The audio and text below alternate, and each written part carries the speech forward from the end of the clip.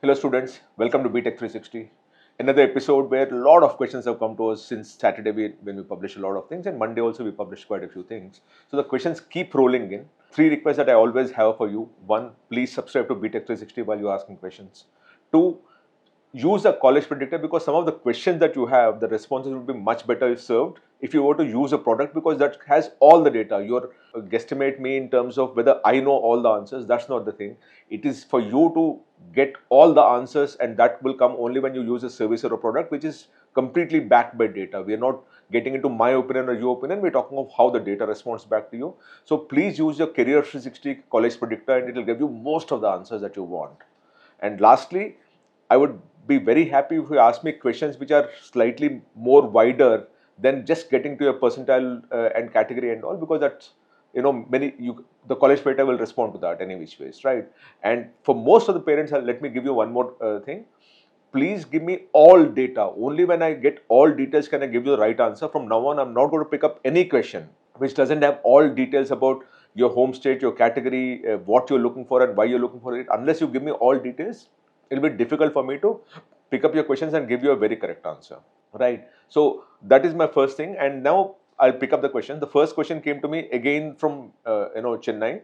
This parent is asking me, sir, what is the future of ECE or EEE, and how do I go about preparing for that? And I can understand where this question is coming from, because there is a lot of thing about how people are only preferring the tech stack, which is CSE, IT, and within that AI, machine learning, IoT, and all those kind of things. And ECE and EEE have been, over a period of time, the question of whether it's core or non-core also is a big debatable thing at this point in time. So let me respond to you with my understanding of what your future is. For me, there's a massive shift, and I call it a big shift, of how hardware is back in a certain sense, right? For almost 15 years, India pushed everyone into IT services. That's because the big companies like Infosys, TCS, Wipro, Cognizant, Accenture, all these people were recruiting the front-end coders. And so most of the people started getting jobs in the ITS services, so they started moving into the ITS services. Because of which CSE, every college started dumping every other engineering program and started increasing the intake for the CSE programs.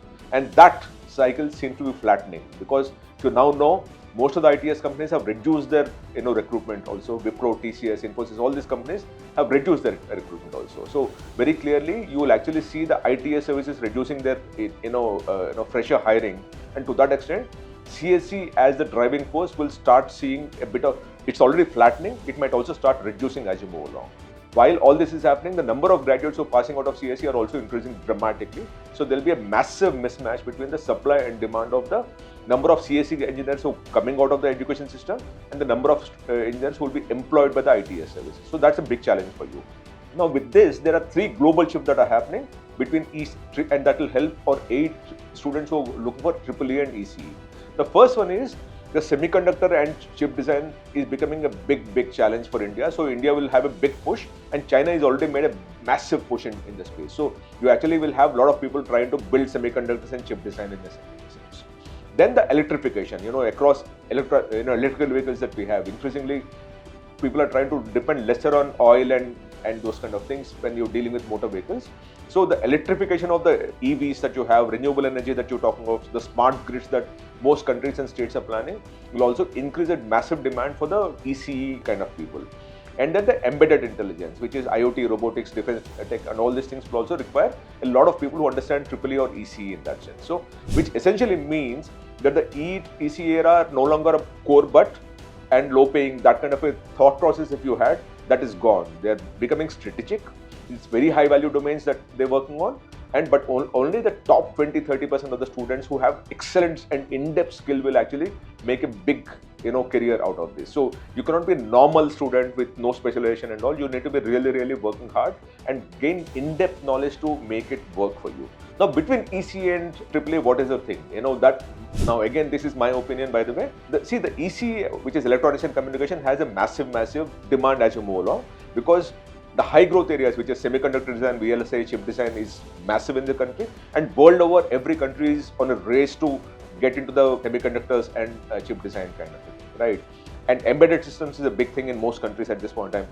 The communication system, which is 5G, 6G, we started with 2G, moved to 4G, now 5G and 6G. It's moving on and on and on. So the communication systems, ECE engineers will be needed to work on that. And then the AI hardware that we're dealing with, because across the country, like as we sit now in India, today morning in Vizag, they actually opened a data center for Google. Right. So when you actually have that AI hardware that should be done, which is the data centers that are being established all over the country, especially at this point in time, you will need a lot of people who actually understand ECE a lot more. So you'll actually see a lot of demand for these people. With that, ECE is closer to a software, but plus hardware hybrid roles. So it gives a lot of flexibility for you.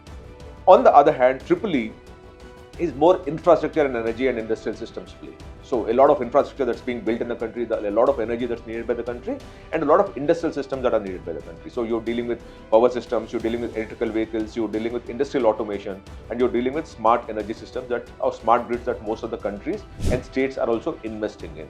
So from that perspective, both ECE and EEE will have a massive demand, while CSE, the demand seems to be flattening at this point in time, unless you're dealing with in-depth skill sets with AI, machine learning and all. And only the top 20-30% students will get a lot of salary and others will not get a job also. So you should be very careful about how you play this. And very clearly, as we see it at this point in time, there seems to be a massive demand-supply gap between the kind of supply that's coming out of our education system of CSE engineers as compared to what the industry will absorb at some level. Right. So from both those things, I would suggest that ECE and EEE are very, very good domains for you to work on. Now within that, there might also be some specialization that you would want to acquire so that you're better placed. EEE might not be as you want, because you would want to add a specialization. The specializations can be, for example, in VLSI and semiconductor design is massive at this point in time, because it's core to India's semiconductor mission that India has already just started, right? So the government of India also is giving a massive push for the semiconductor industry, and a lot of investments are also going in, because of which a lot of companies are getting into this business. So you will actually find a good role in that. And chip design, verification, RTL design, and the need is very, very strong. It's strong electronics and coding. You would need a lot of stuff that will be going in here. So I think VLSI semiconductor design is one big, specialization that you must look at. The other specialization that is very, very good is embedded systems and IoT, because it's the backbone of all EVs, all robotics, all devices that you have in the country. And then the roles that you will get is the firmware engineer, the embedded developer. Those kind of roles are very good for you. And it has a massive, massive future. And the third one, specialization that you can look for is the communication systems, which is the 5G, 6G, because all mobile companies now are moving towards 5G, 6G. You want faster internet, you want faster, communication and so on and so forth. So the communication systems would require a lot of specialization. So keep looking at that.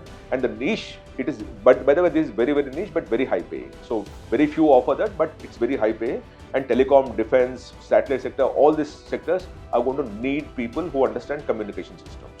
And the other specialization that I can add in this process is the electrical vehicles, power electronics, which is, of course, a specialization which can be taken by a student who is preparing EEE, right? Or robotics and automation, because if it's combined with AI, it's fantastic, robotics and automation, and otherwise it becomes very, very mechanical-like. So we're not talking of mechanical-like kind of a core, but we are adding it in terms of the robotics, automation along with AI, or for example, electrical vehicles where you can actually, or power electronics for that matter, where we're talking of control systems, battery technology, stimulation tools and all. Massive, massive job demand is what I foresee as you move along, because these industries, the government of India is pushing, giving a push. The oil dependency will make sure that we actually give a massive push to the EVs so that we import lesser of oil. And it is not just in India, it's across the world. The war that we see also has made a massive change in the whole thing. So please look out for these kind of options. My opinion at this point in time, when I see it, CS, there is a massive demand supply gap where there is more supply and lesser demand as you move along, because the demand for people recruiting CSE engineers is flattening as we speak, while and it might also reduce as you move along, because the more number of people coming out while the number of jobs are going down. The other thing is EEE and ECE, massive demand at this point in time for the kind of mission that India has taken, for the kind of objectives that India has, and the kind of aim that India has to ensure that there is lesser dependence on certain things and move towards semiconductor, smart grids, better communication strategies and all, EVs. So with all those things, I think EEE and ECE will be up there and you should be looking at that much more closely. I should also thank our university partner Chitkara University for enabling us to bring this up to date to you. We'll keep doing this with our university partner, so that the ultimate objective of us or any of our university partners is to ensure that you get the best decision out. So I'm hoping that this information will help you out. Thank you so much.